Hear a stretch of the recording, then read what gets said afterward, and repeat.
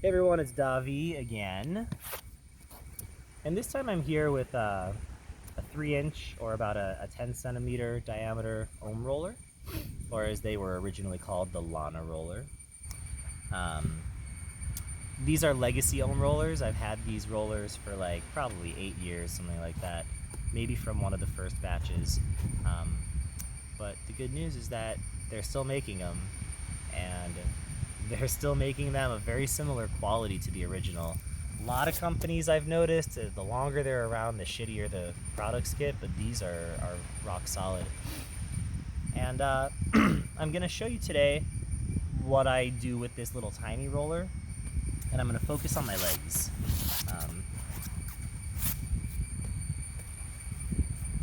My favorite thing to do with the small ohm roller is to wedge it here, right behind my knee. Try to keep the correct alignment of my ankle on the top of my foot, and start to bring my spine into a vertical stack. Ow. Ow. Ow. Ow. Okay. Yeah. Ow.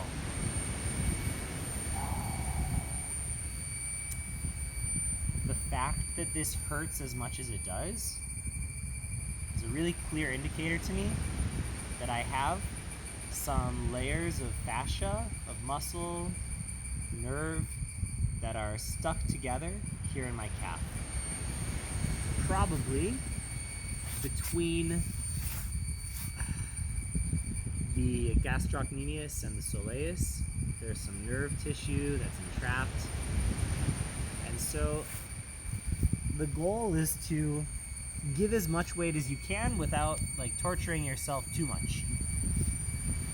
If I don't touch here and I go down, the roller is gonna just fall to the inside. All of the pressure I feel now is on the medial side of my leg.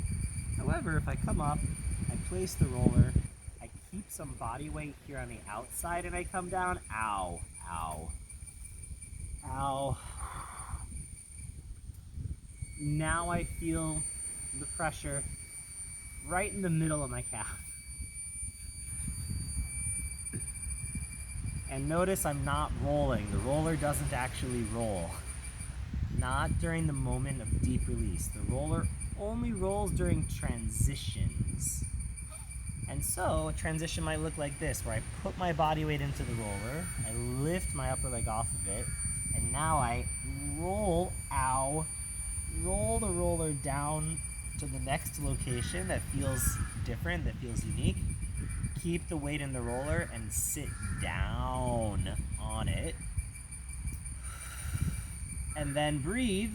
And if I'm gonna do any movements at all in this position, I'm gonna rock gently side to side. And I'm actually rocking my body weight into the roller here so that it is taking its contact with my muscle and actually like tugging it to the side. Pulling the muscle in a direction that is across the fibers of the muscle. Not the same direction as the fibers, but perpendicular to the direction of the fibers.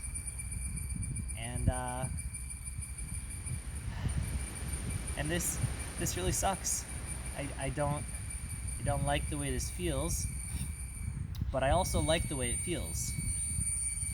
It's a really strange emotional experience of self-love, self-care, and also a certain degree of self-torture at the same time. And ow, ow, ow, ow, oh. I know that what I'm doing is going to help me in the longer term, and I know that my leg is going to feel better after I'm done with this process, and I know that it's not going to hurt as much next time I do it. Right now, it does hurt, but it hurts a lot less than the first time I did it. And I apologize in advance to those of you who are about to do it for the first time, because it's gonna hurt, and you're not gonna like it, maybe, or maybe you are gonna like it. Let's not jump to any conclusions about your relationship to pain. So yeah, again, I'm moving a little bit more quickly just to show you the positions and the importance that, like, if I let go of this pressure here, the roller tips and I get all the pressure on the medial side of the leg. It's fine to work the medial side. It's just easier to work the medial side. You'll probably do it by default, and if you want to work the lateral side, you actually need to like position the roller maybe even on the ground like this and then come into it. And come up here closer to the knee, and again I might even put the roller on the ground and start to bring my body weight in. And now I'm really getting the edge, the lateral edge of the gastrocnemius where it might be stuck to the soleus, the deeper muscle. So I can choose a spot, make sure I'm in that spot, anchor the roller's position, and then bring my body weight down on top of it. Ow. Ow. Also notice the alignment of my ankle is such that I'm stretching the top of my foot. I'm stretching the top of my foot into a position where the foot is pointed, but it's not sickled. It's not inverted or supinated or pronated. I'm keeping the alignment so that the tibia bone would run right into the third toe here. And so this calf opening also results in a healthy stretch. Ow, ow,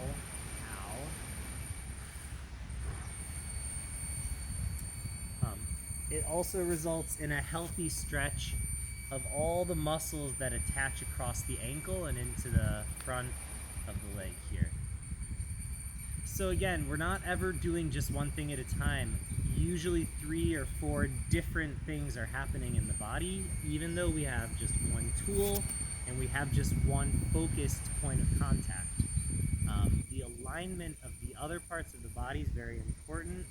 And remember that no matter what you're doing in contact with the roller, some part of your body also is going to be in contact with the earth, and the earth is a really great self-myofascial release tool. In order for it to release the fascia in your body, it's necessary that you shape your body in different ways so that the point of contact is a little bit sharper. For example, if I lie on the ground like this, my right shoulder blade is touching the ground, but it's touching the ground in a very passive way. But if I lift my bum off the ground, and I take my right arm and I reach it off the ground, and I rotate and I get onto the shoulder blade such that my contact point to the ground is more convex, it's more round.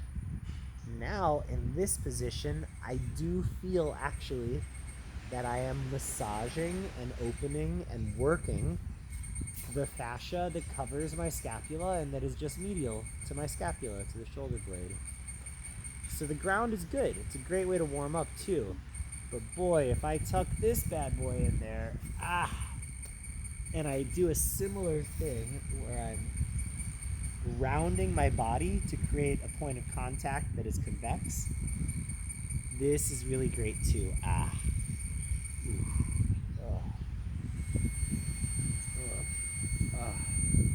Now that I'm in this position, again, I'm not rolling. The roller is not changing position. The roller is really not rolling. I'm just doing these little side-to-side rockings. And in this case, I can actually initiate the rock from the movement of my neck and my face. I turn my head left, it brings me to the left. I turn right, it brings me to the right. So there's the added benefit here that I'm stretching and loosening and opening my throat and my neck.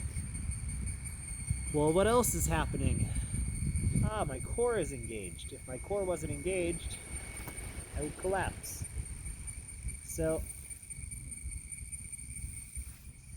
increase your awareness of all the different things that have to happen in your body to create the desired effect.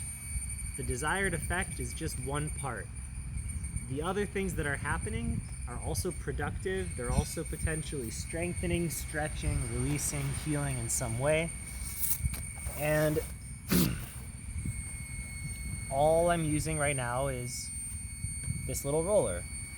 If you don't have one of these, you can order one online at ohmroller.com. If you don't want to spend money or you don't want to wait for your roller to arrive, you can take like a wine bottle and wrap it in a towel, and voila, you're good to go. Take a can of beans and wrap it in a sarong. There you go. Now you have a tiny roller. As long as you don't apply pressure too quickly or with sudden impact, probably won't break or damage your cans or your bottles or your jars or whatever it is that you're using. As long as you apply the pressure slowly and you keep your movements very slow, you can use basically anything. So I hope that this inspires you to try something new. And I hope that you enjoyed this video. And really, I hope that you'll consider buying one of these things. My good friend PJ is the creator of the Ohm Roller and the owner of the company, and I've never found a better product for self-care. I really, really like these rollers. Enough so that traveling to Thailand from Los Angeles in a very small bag, I still brought both of these because they're really valuable to me. And yeah, I take better care of myself because I invested in these tools.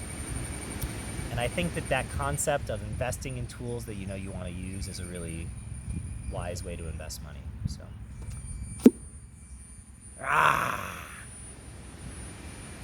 thanks for tuning in.